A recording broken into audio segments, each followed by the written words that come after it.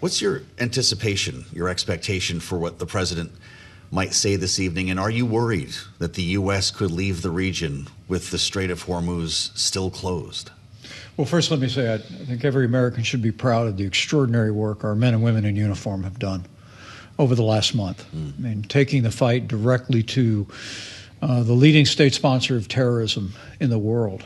Iran has been a source of violence and mayhem, has claimed American lives, lives of our allies, and sown its malign influence across the region for 47 years. So I'm proud of our troops. I'm also proud that President Trump pulled the trigger and made the decision to move against Iran. Simply cannot allow Iran to obtain a nuclear weapon, but to be able to hit the regime and simply say that the time of you sowing terror across the region are over, I think was action whose time has come. But I will tell you, I'm pleased the president's taking his message directly to the American people in prime time tonight. Not that the administration has been shy about explaining their rationale for the war, but I think sitting behind the desk in the Oval Office, as I was present for the president to do a number of times during our years together, I think sends a message to the American people about our resolve, our support for our troops. I expect he'll speak favorably about this mission. He'll update the American people on our progress, but I also expect there'll be a call out to our allies around the world about the need to come alongside America and make sure that we finish this job and don't just open the Strait of Hormuz, but that we make it clear that the free world will no longer tolerate the violence and terror that has flowed from Tehran for 47 years. Well, on that call out to our allies, Mr. Vice President, making the ask now versus giving them warning and making the ask before these operations began, why would they answer the call at this time? Well, because they're our allies, Kayleigh, and I'm particularly disappointed in the United Kingdom. I mean, really, since World War II, we've had what we call a special relationship with the United Kingdom, which, as I saw firsthand during my years in Congress and then when I was vice president, that when we go, the UK goes, but not this time. And I think Keir Starmer has fumbled in ways that are not reflective of the deep and abiding ties between the American people and the people of the UK. That being said, there have been other allies that have stood with us. The German Chancellor has spoken boldly about America and Israel taking the fight, which was also their fight to Tehran.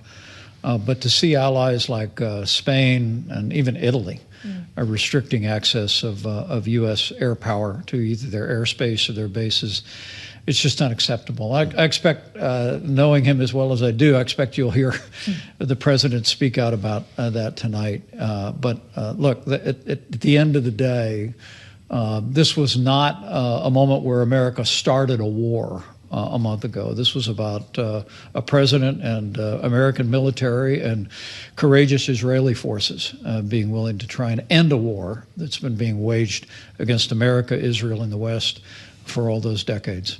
Beyond reconsideration were the two words that jumped off the page in the Daily Telegraph of London, the president suggesting that, in fact, he would not only consider pulling out of NATO, but is beyond the point of consideration. Are we going to hear about a withdrawal from this alliance tonight?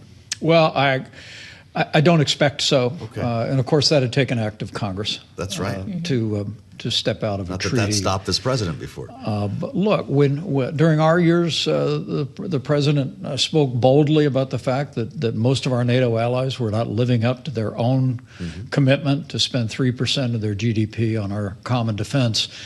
I was proud of the fact that before we left office together, the overwhelming majority of our NATO allies had invested some $120 billion in our common defense. In fact, NATO's ability to support Ukraine against that unprovoked invasion by Russia 4 years ago is largely owing to the buildup that we facilitated. So I expect there'll be some tough talk tonight by the president to our allies. The NATO alliance has literally kept the peace now for 3/4 of a century. and sending a message to our allies that we're in this together. They need to be together with America and with Israel. And my deep conviction and my hope is that we'll hear the president say tonight that we're gonna finish this fight once and for all. I think it's imperative that our forces, Israeli forces, continue to strike until two things happen. Number one is that the people of Iran are able to rise up and reclaim their own country. We haven't heard as much about that notion in recent weeks. Well, but it's, I can tell you, I've had the opportunity to meet people in the Iranian diaspora across this country and across the world. There are people hoping and praying that we will create enough space by striking at the internal security forces in Iran where the people can take to the streets as they did in January at great personal risk, and as they did 15 years ago in the Green Revolution, Kayleigh. But the other thing is I think it's imperative that we finish the job once and for all to restore deterrence on the world stage. Look, Beijing and Moscow are watching this conflict very closely.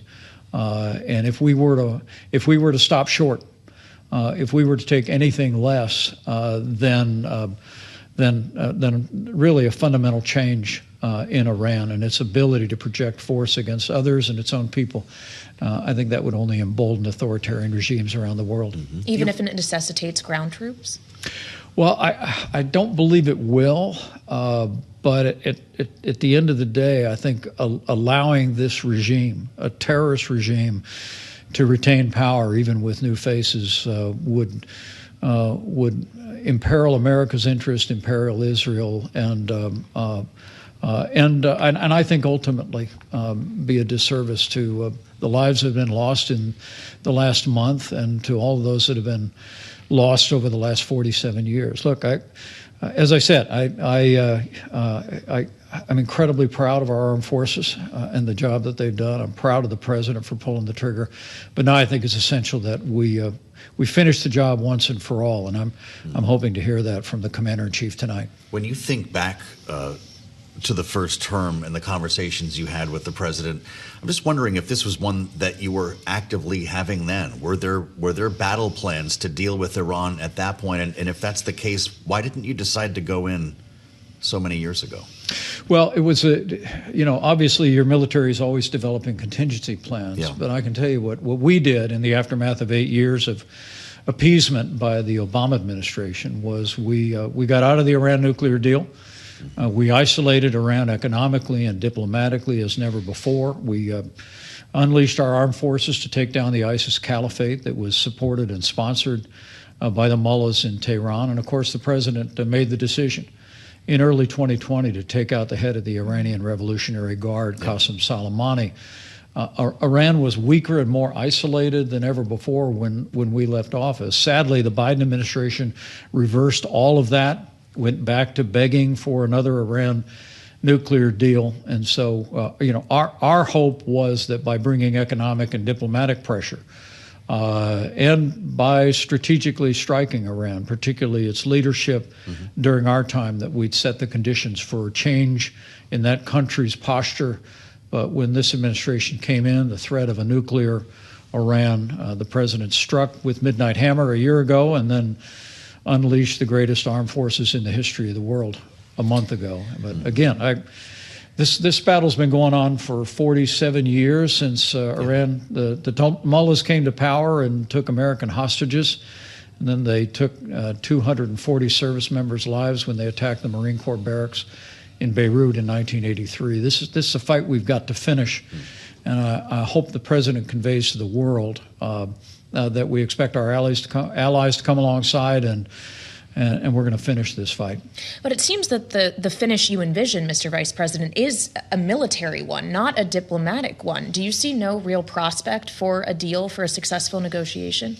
Well, I would tell you that I think the military makes the conditions possible for regime change. Look, the president is arguing it is a new regime. Well, he says they're more reasonable. I know the president's reflected on new and reasonable voices, and I hope he's right. I pray he's right. But the search for moderate mullahs in Tehran has been going on for decades, and we can't seem to find any. But that's not true of the Iranian people. I want to say, with the global reach of this network, I've had the privilege to come to know people who fled Iran, whose families are still there. This is a very modern country, very Western oriented. It's a very young country. It has great aspirations and a great history and enormous potential. I think if we continue to use our armed forces and Israel continues to strike, we can create the conditions where the Iranian people will be able to take back their country, and the world will be better and safer and more secure. And again, restoring American credibility, particularly after that disastrous withdrawal from Afghanistan, I think has to be on the mind of policymakers as well. $4.06 is the average price for a gallon of gas today, Mr. Vice President, and we've seen a huge increase, obviously, in crude oil and natural gas prices since this all began, and it makes it very difficult for the president to prosecute this war and affect his affordability agenda at the same time.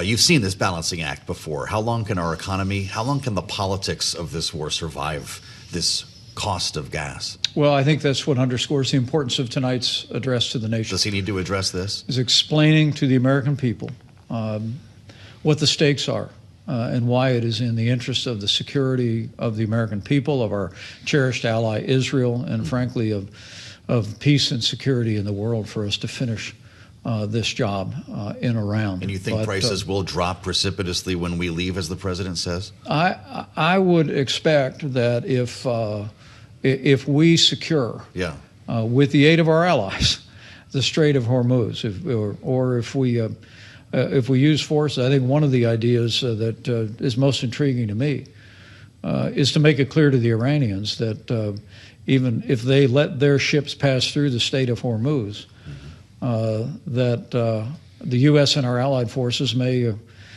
consider taking possession of those ships and steering them into allies' harbors instead. So make it clear to Iran that they cannot control this strait, or there will be costs directly as well to them beyond every cost that they've paid. But look, there's lots of options on the table. I just think at the end of the day, hearing from the president tonight, the American people are going to understand better the stakes, understand the incredible progress our military has made, and I hope they hear the resolve of a commander-in-chief that says that we will not rest, we will not relent until the people of Iran have an opportunity to reclaim what I believe is their birthright of freedom. Well, so that is how the president is going to end his day, addressing the American people from the White House. But he began his day, sir, at the Supreme Court, attending in a historic first arguments in the Birthright citizenship case. He, of course, would like to see that right that is in the United States Constitution revoked. It seems that the justices are skeptical of that. It seems even the president himself knows that he's likely to lose this specific fight. So why wage it in the first place? Well, look, the Supreme Court of the United States has never ruled on whether people that are here illegally and have children, that those children become American citizens. The famous case from the 19th century had to do with an Asian family that was in the United States legally at the time as a permanent residence, if memory serves. And frankly, it was a case about an openly racist law against Asians in the country that the court rejected when they recognized birthright citizenship. But this was long before the global transportation that we have. It was long before modern immigration issues had emerged. And so I'm hopeful the Supreme Court will take a careful look at this. I believe at the end of the day that that our immigration system is broken.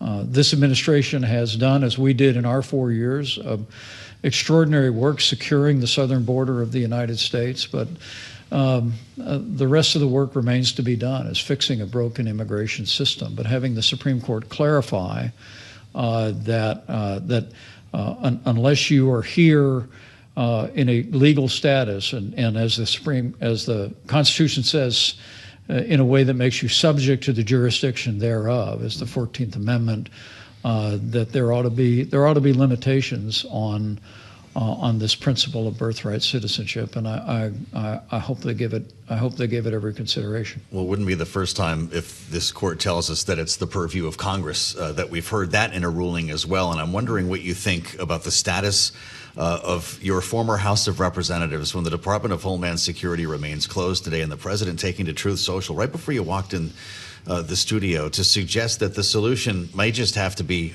reconciliation. Reconciliation 2.0 could bring funding for DHS, could be an attempted vehicle for the Save America Act, and so many other things. Is that how this finally ends? Well, I hope it does end. Honestly, I just think it's unconscionable at a time that America is at war, that Democrats in Congress are withholding funding for the Department of Homeland Security. I was there when we set up the department after 9/11. I know the work that they do. It's far beyond airport screening. Yeah. And the very idea that we have people who work at the very heart of protecting the American people here at home are not being paid is just unthinkable to me. And so first and foremost, I'd express that concern. But look, you make a great point about the role of the Congress here. As you know, I spent 12 years in the Congress of the United States before I was a governor and a vice president. And I believe that we deserve an energetic legislature. You talk about birthright citizenship. That's a constitutional 14th Amendment issue, but when I was in Congress, I supported a legislation that amended birthright citizenship.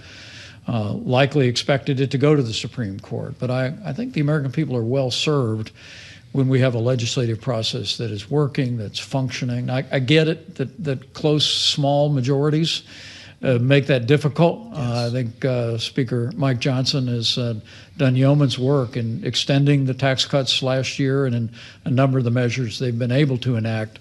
But the American people really want to see us get back to a Congress that is working their will, that's going through the legislative process, and particularly when it comes to the safety and security of the American people. Congress just needs to get back to work.